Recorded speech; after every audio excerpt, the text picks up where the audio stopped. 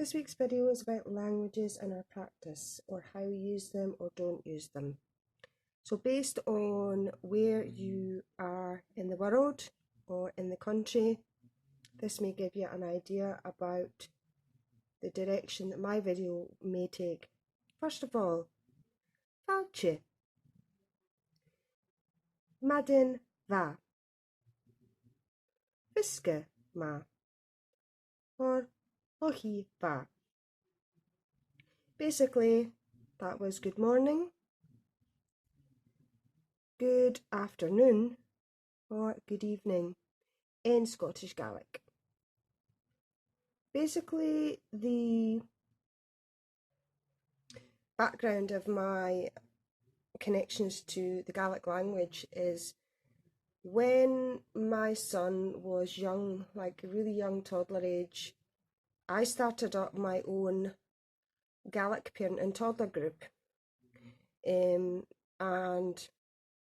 two people called Finlay and Fiona both helped me pull it together. I got funding and we got some toys and all the rest of it, and we started the group, and it was to teach kids and parents basic Gaelic, basically, to help introduce the language from a young age and to encourage any people, whether that be children or parents, that had an interest in taking the first steps. When the group first started, we had an article in our local paper and it was called Minding Your Language, and it was talking about how Ali really homed in on Gaelic without me teaching him. He learned from children's Gaelic TV shows, and this was round about the time just before he was diagnosed as being autistic, although by this point we were starting to kind of wonder what was going on, and at the time it was potential that there was something going on with his hearing, which turned out to be, in the long run, what we now know as hyperacusis, his learning disabilities and his autism, amongst other things. And Ali learned from a young age, like I say, quite off the bat, and got quite fluent to the point where I had to even look up some of the stuff he was saying, like, oh my gosh. Anyway, he began to come away with things to the point where at his playgroup, especially his playgroup toddler group, he'd come out with things and they didn't know what he was talking about because he was speaking in fluent Gaelic. And he knew when they were doing his colours with him and his numbers with him, he would do them in English, but then he would then go ahead and do them in Gaelic. And he knew all the animals, birds, colours, time, how to introduce himself, when asked how he was, how to respond, all that kind of a thing.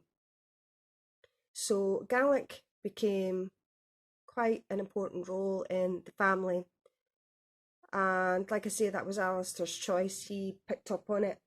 Although my son's name, his full first name is Alistair, a lot of people think it's pronounced Alasdair because it's spelled Alasdair, but it's actually the Gaelic spelling, and it was maybe meant to be. Anyway, so that has come to be in the family. So obviously I had an interest, and so Scottish Gaelic has been a big part of my life, and it's been an interesting part. I am not a fluent speaker. I learned certain things in my young adulthood, and just over the time kind of taught myself a lot more. And like I say, Alistair's been really on the ball from a young age. So Gaelic can be used, Scottish Gaelic can be used in some written things and some spoken things to do with my practice, but to be quite honest with you, it's more what would I say? It's more when I'm talking to ancestors that certain dialects come out and certain terminology is worded, and that is nothing to do with Gaelic, but that's to do with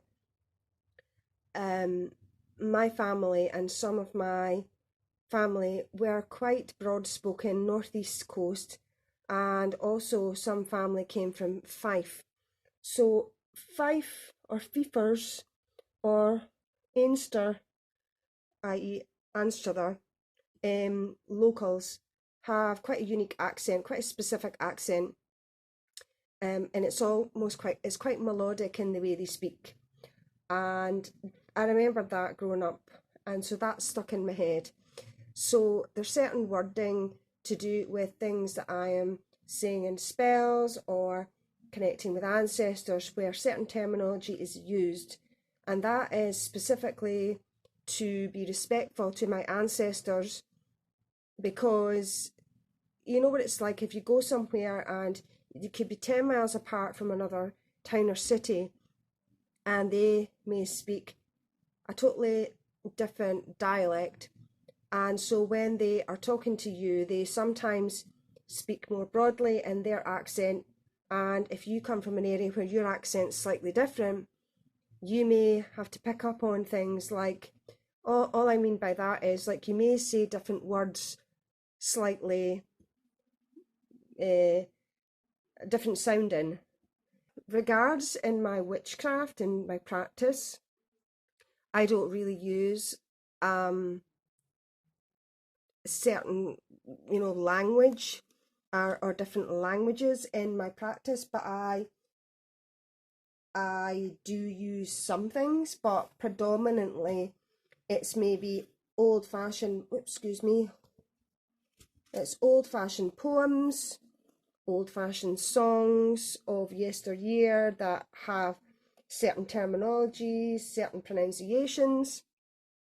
You can sometimes find a poem or a song that come from a certain area where the person resided when they wrote the poem or song, and then if somebody else posts the same song or poem, and the way it's worded, they've been taught it a slightly different way, and it's written down a slightly different way because of the area that they are associated with and how they learned that song or poem growing up.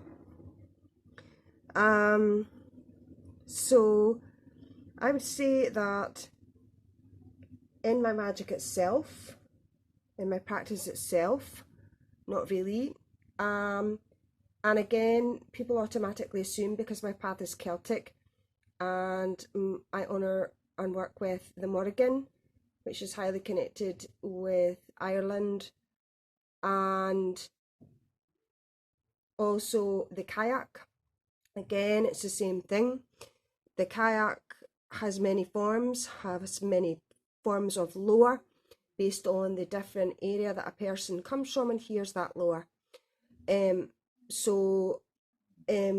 What I'm referring to, the kayak, is I refer to as the kayak, pronounced the kayak or the kayak, whereas some other people from different parts of Scotland or different parts of the country will refer to the kayak in a different way altogether, based on how they know things, their dialect, how they've heard things, the particular lore that they're referring to, etc.